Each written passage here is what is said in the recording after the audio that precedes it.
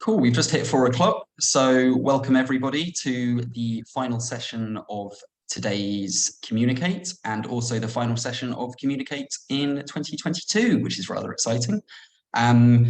So we will do a bit of a rundown of how the whole conference is done later towards the end of this session. But for now, we're absolutely thrilled to be joined by Lorraine Whitmarsh, who is the Director of Climate Change and Social Transformation at the University of Bath, to give us a final and exciting presentation. Over to you, Lorraine. Thank you very much, Stu. It's really lovely to be joining you today, and thank you for sticking around for this final session. So I'm going to be talking about behaviour change in relation to addressing climate change, and my jumping off point is the report that was published 3 or 4 weeks ago by the House of Lords, specifically the Environment and Climate Change Committee. It's a relatively new committee, by the way, so this is actually the first report that they have published. So they launched an inquiry about a year ago to look at behaviour change to meet climate and environmental goals. And over the past almost year, they have been collecting evidence from no fewer than 146 organisations. And I was actually the specialist advisor, so I was sort of quite closely involved in looking at the evidence and identifying sort of witnesses that could give oral evidence as well. For me, I think this is one of the most important reports I've ever seen. Certainly, it's an incredibly important report for anybody that's working on in environment and climate change, and particularly who is a social scientist like me, looking at the role that people play. The report, I'm just going to run through a few headline sort of points from the report and then dig into a little bit of the detail. So the report concluded and confirmed that climate and ecological crises require urgent action, something we knew already.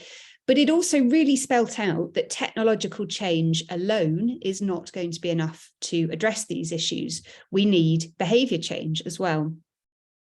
And they worked in collaboration with the Committee on Climate Change, that's the UK advisors on climate change, to provide an updated calculation of the emission reductions that can come from behaviour change. And the report particularly focused on behaviour change by consumers. And what I really want to emphasize actually is that's one set of behaviours that really do need to change, but there is behaviour change that also needs to happen within business, within communities, within all areas of life. Consumer behaviour change is just one category. Nevertheless, it is a big one because actually 1/3 of the emission reductions needed to get to net zero by 2035 are consumer behaviours.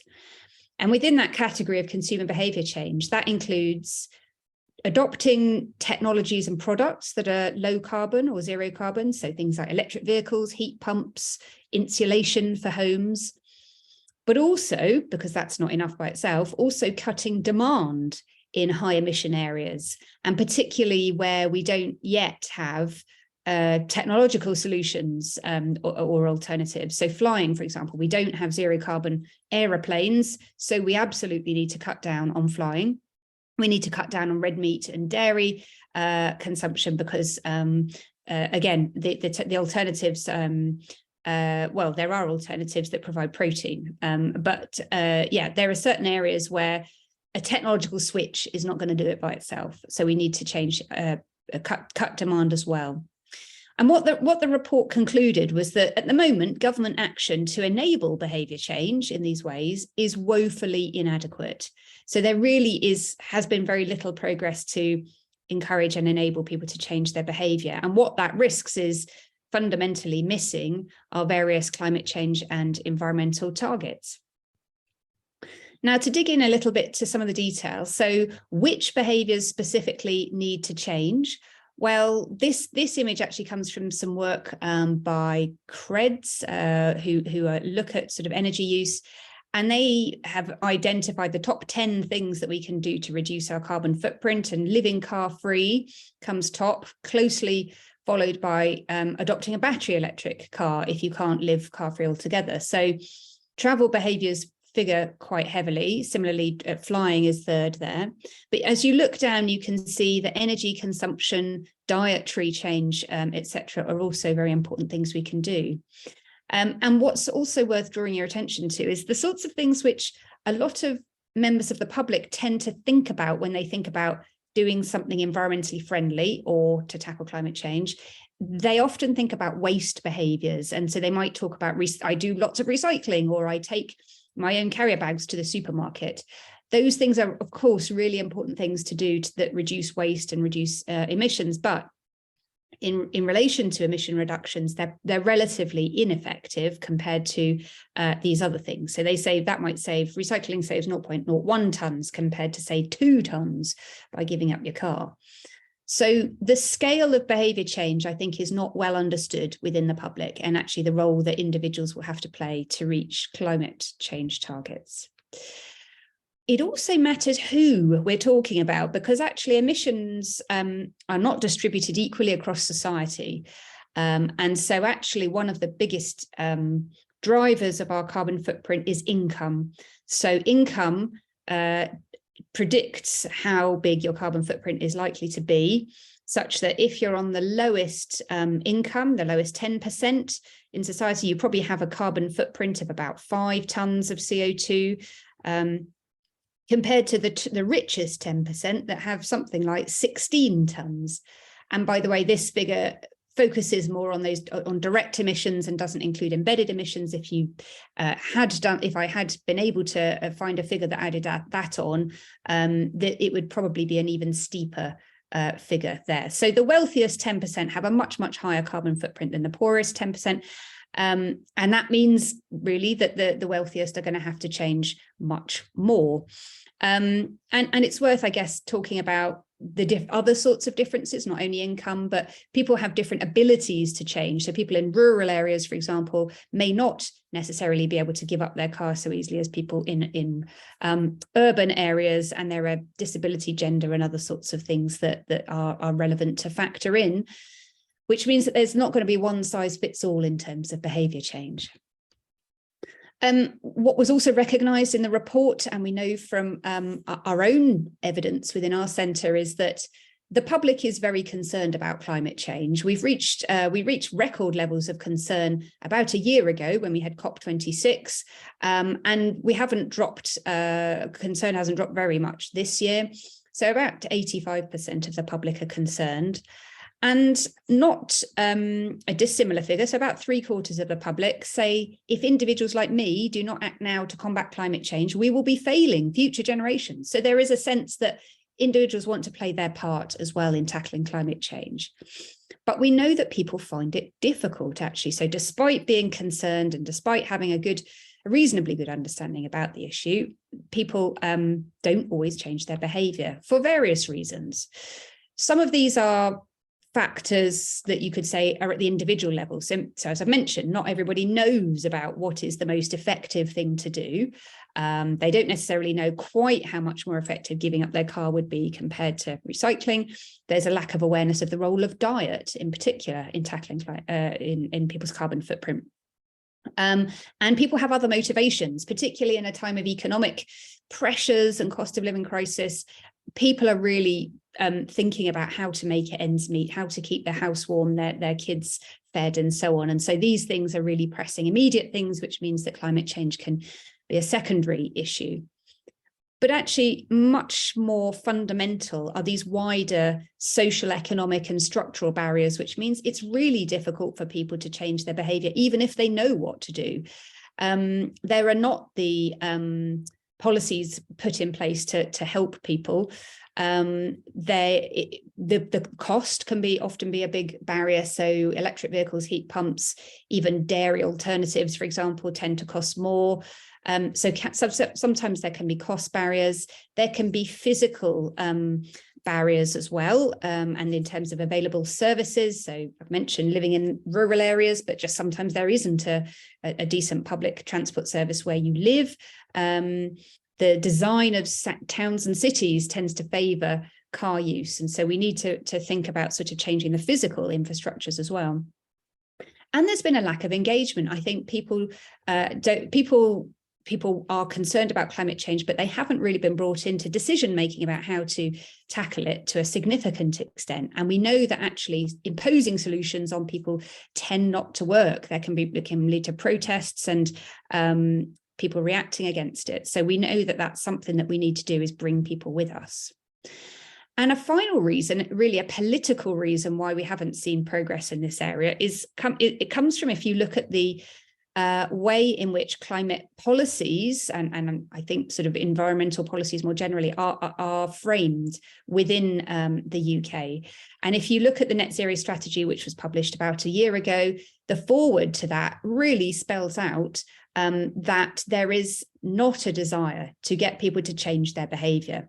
It's not about sacrifice or putting on a hair shirt. We're still going to be able to drive our cars, fly our planes, heat our homes in a guilt-free way because technology will save us, essentially.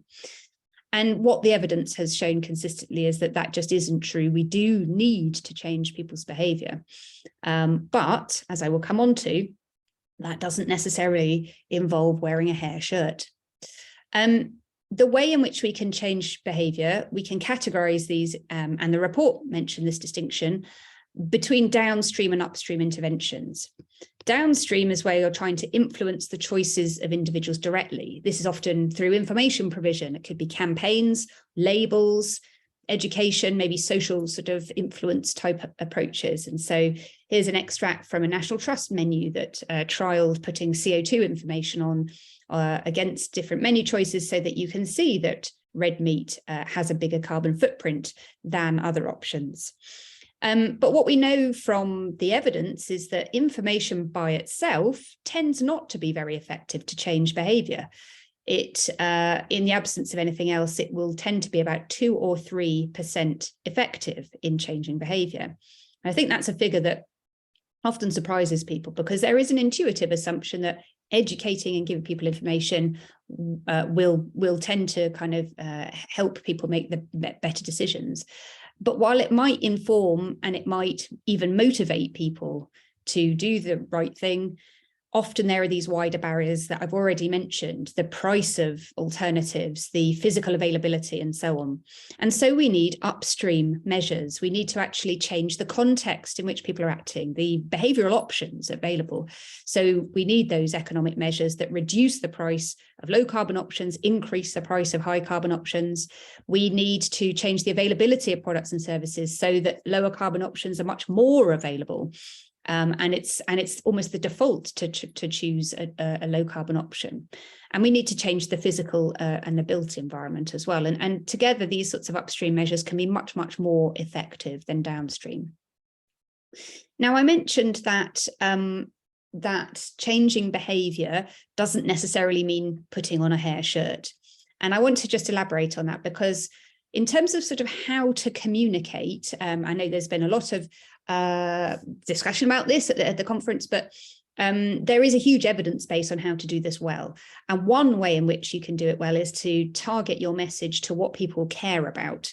And people do care about nature, certainly, but particularly at sort of times like this, they care about being able to feed their family and heat their home affordably, and they care about well-being fundamentally. And what the evidence actually shows in relation to well-being and consumption is that actually the more people, the more materialistic people are, so the more they actually focus on physical consumption, the more they shop and think that that's an important part of their lifestyle, the more that tends to negatively impact on well-being. And conversely, we've found across several countries that people with greener lifestyles actually tend to have higher well-being. And that's measured in various ways. But for example, feeling that you have a fulfilled life, that you're happy, and so on. So that sort of subjective well-being tends to be higher amongst people that have low carbon lifestyles. And there are lots of reasons for that I could go into if you're interested. But for me, the take home is that actually, contrary to any assumption that going green means sacrifice, which is how the policy, climate change policy tends to be framed, far from it. It actually seems to improve quality of life. And it's not just this evidence, but the latest IPCC report also spells out that tackling climate change tends to improve well-being. So that's a message I think we can get out actually when we're communicating about climate and environment, is that actually it can improve well-being.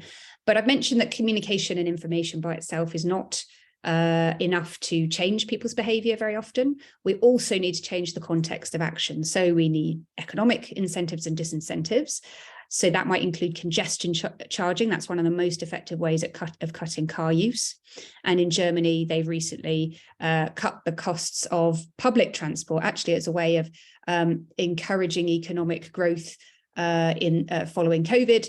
But actually, it's helped to get people out of cars and to encourage domestic tourism as well. So those sorts of economic measures can be very effective. And I mentioned the built environment. We actually need to change the way in which cities and towns are designed so that, for example, there's less space on the road for cars and more for cyclists and pedestrians, so that it's harder for people to drive and it's easier and safer and more attractive for people to take active forms of transport. And again, that sort of physical reconfiguration of our environment can be very effective to cut car use and emissions. We also know, actually, this is more good news, is that those sorts of measures that I've just touched on, the economic measures, the physical measures, and so on, those sorts of things actually are broadly supported by most of the public in the UK. This is from a poll we did a year ago. We've just replicated it with very similar findings, where we asked whether people support or oppose various net zero policies, which would have implications for people's choices. And we gave them a little description in each case about what these policies actually were, so they did know what we were talking about. And what you can see is that things like frequent flyer levies enjoy fairly high levels of support. That's the idea that you pay more tax, basically, the more you fly. So it goes up very substantially with each flight. And I think the reason why people like this in particular is that it embodies the polluter pays principle. It's a fair policy, effectively. It doesn't say you can't fly, and maybe you could fly potentially once a year or every couple of years. But what it says is if you're taking 10 flights a year, you really need to be paying for that because of the pollution. And similarly, I think the second one embodies a lot of that. This is changing product pricing to reflect environmental impacts. And you see phasing out gas boilers, electric vehicle subsidies, and so on. There's much more support than there is opposition for most of these things. I've mentioned we need to bring people with us. So I do think that where we are going to be talking about very substantial amounts of disruption to people's lives and lots of behaviour change required across all areas of society, we need to engage people. We need to communicate that this change needs to happen and why it needs to happen. We need to talk about the wider benefits of doing it and why the alternative is not an option. But we need to also look at how to design those measures so that they are fair and workable for people. So I think we can do that in a number of ways, and Climate Assembly UK was just one example of how to really bring people with us in a sort of more deliberative way. So the recommendations from the House of Lords report are listed here. And they really capture, I think, a lot of the wider evidence and what we've been doing in our centre to try to say how to progress with behaviour change. So we need to learn from examples of where government has enabled behaviour change. And actually the COVID-19 pandemic is a good example of where the government pulled out the stops and it really worked to change behaviour. And while we wouldn't necessarily want to say overnight we're going to stop people leaving their houses, there are lots of obviously ways in which we can do this in a managed transition way. But the government had a joined up approach there where there was very clear communication. They were the biggest advertiser. They were the biggest spender on advertising throughout the beginning sort of year or two of the pandemic of any advertiser. So they spent more on comms than anyone else. So that was very clear. The message got out there, and they had not just regulations, but they had economic measures to support people to do the right thing too. So we need something of that scale for climate change. We need to launch a public information and engagement campaign to build support for the changes needed, to provide that rationale I've mentioned as well. But they also government also needs to help the public to reduce consumption and to adopt low carbon technologies. And actually, so far, they have been very reluctant to impinge on people's freedom of choice at all. And so that the report was very critical of that. Government needs to use every lever they have available. That's including regulations, fiscal measures, and information and so on, to address the various barriers to preventing behaviour change, and think about fairness, because as I mentioned, carbon footprints are not equally distributed across society. And we know that policies are much more likely to be supported when they're seen as being fair. And there needs to be much better coordination. One of the key findings was that there are pockets of good practice across government, and certainly quite a lot going on at local level, but there is much that needs to be done to join up these areas. And this really reiterates much of that, actually. We need radical behaviour change. We need to focus on those high impact behaviours. We need to co-design interventions with the public and recognise people's different abilities and needs to change, and the importance of fairness. Communicate an inspiring narrative, inform the public on their role in the transition, highlight co-benefits, change norms, and implement both upstream and downstream interventions. And I'll leave it there so there's a few minutes for questions.